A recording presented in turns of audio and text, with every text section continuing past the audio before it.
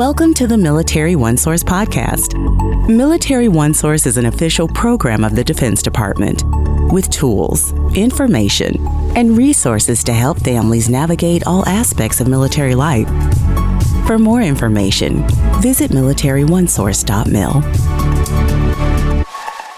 Providing military funeral honors is our nation's way of showing gratitude and paying final tribute to a veteran's honorable military service. I'm Bruce Moody, and I'm joined today by members of the Nellis Air Force Base Honor Guard. And we're going to talk about paying final tribute. We're going to talk about military funeral honors, what that means to families, and what it means to actually serve on the Honor Guard. So, gentlemen, it's a pleasure to have you with me today. And what I'm going to do is I'm going to point the microphone at you and just ask you to introduce yourselves. Airman Kavion Norman. And Airman Jacob Salyers. Excellent.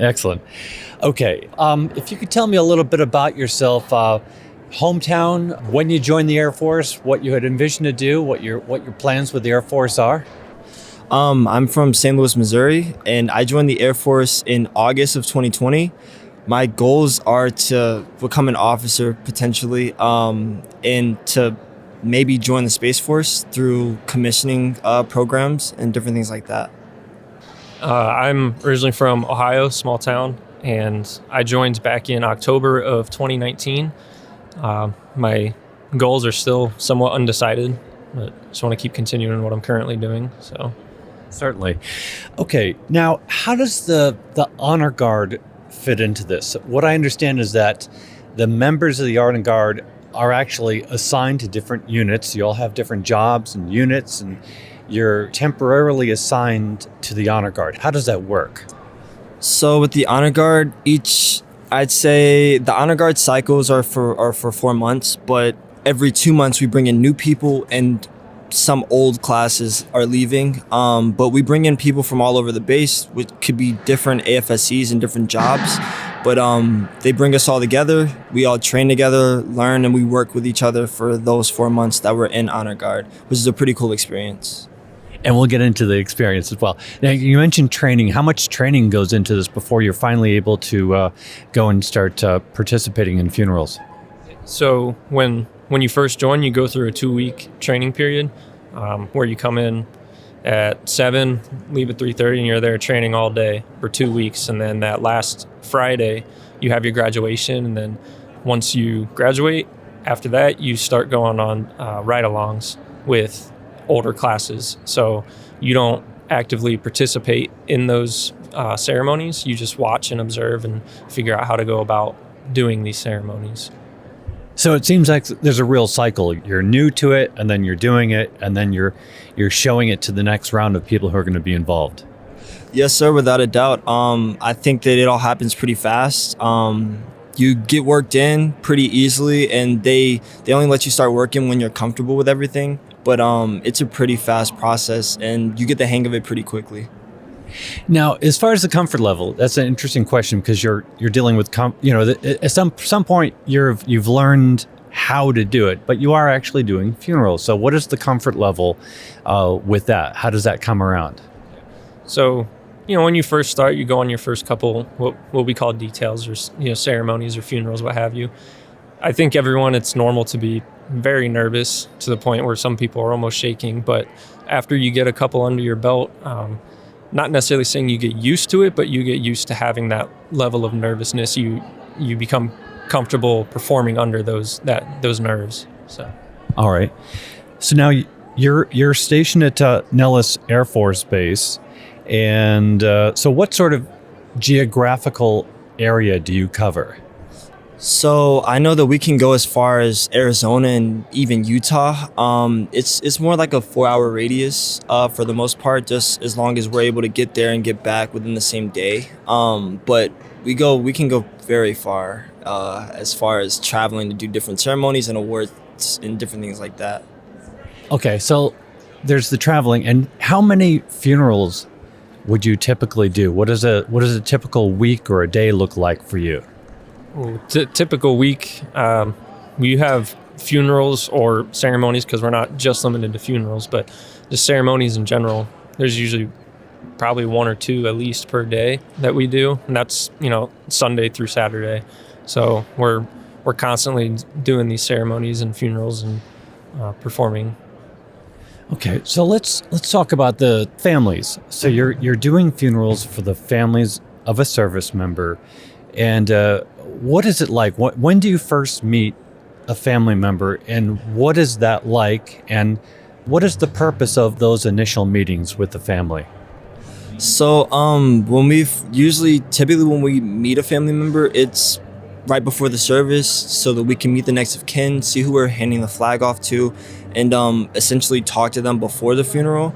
Sometimes it could be 30 minutes before the funeral starts, or sometimes it could be right before the funeral starts. You got to keep in mind that some of these families are going through the worst day of their life because they've lost someone. So we just kind of work with them and see what they would like, and we fit their comfort level and their needs. But essentially we just try to talk to them to offer our condolences, but also soothe them and to let them know that we're here to take care of them.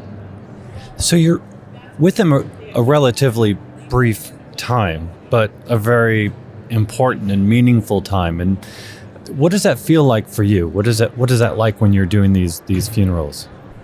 When we're interacting with the family, it's slightly nerve-wracking because everyone handles situations very differently. So that's something you have to keep in mind.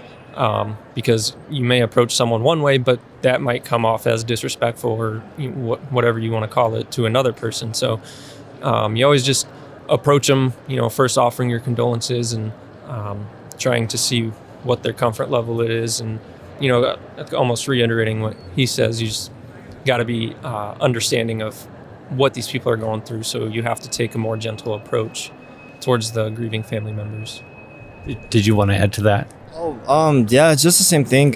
But it's like you said, everyone goes through grief and everything differently. So it's just fitting that person's needs and seeing how we can best help them, essentially.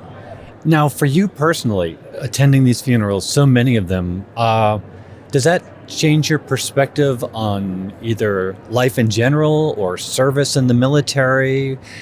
What is seeing that? Because you're seeing a slice of life played out in so many different ways.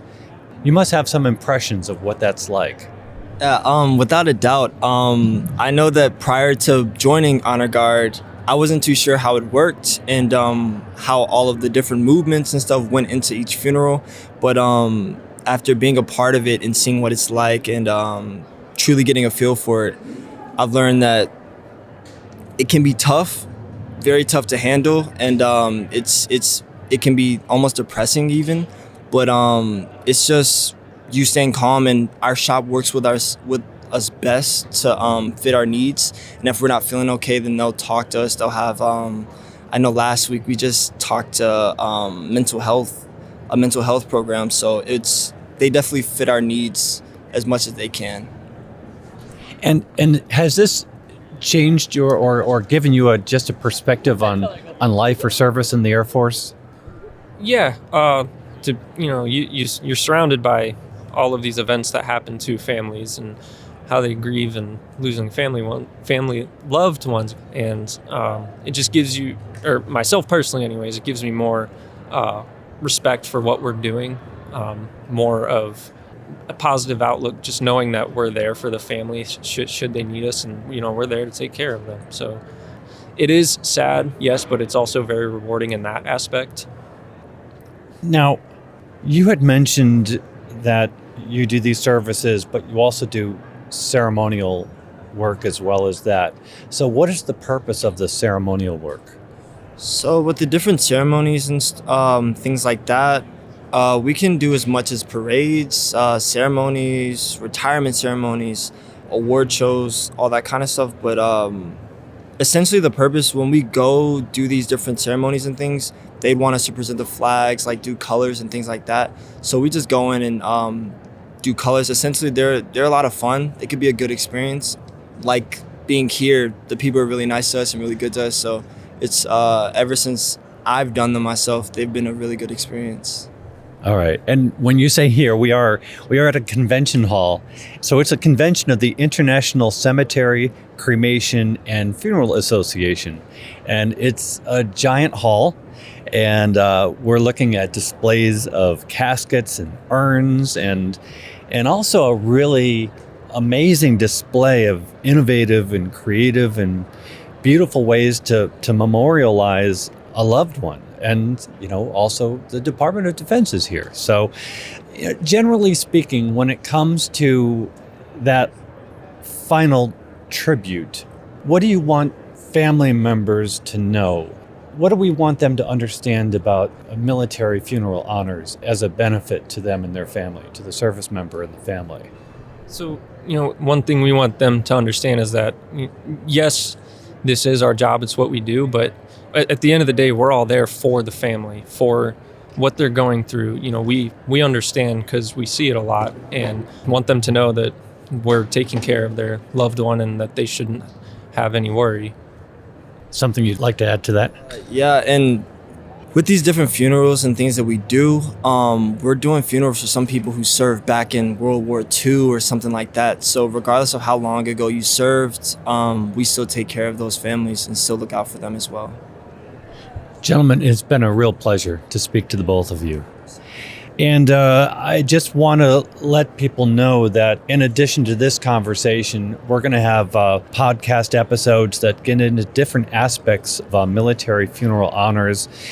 We've got members of the DoD's Casualty and Mortuary Affairs and Military Funeral Honors program. The leadership from that program are with us here at this convention, and we'll be talking to them for future episodes.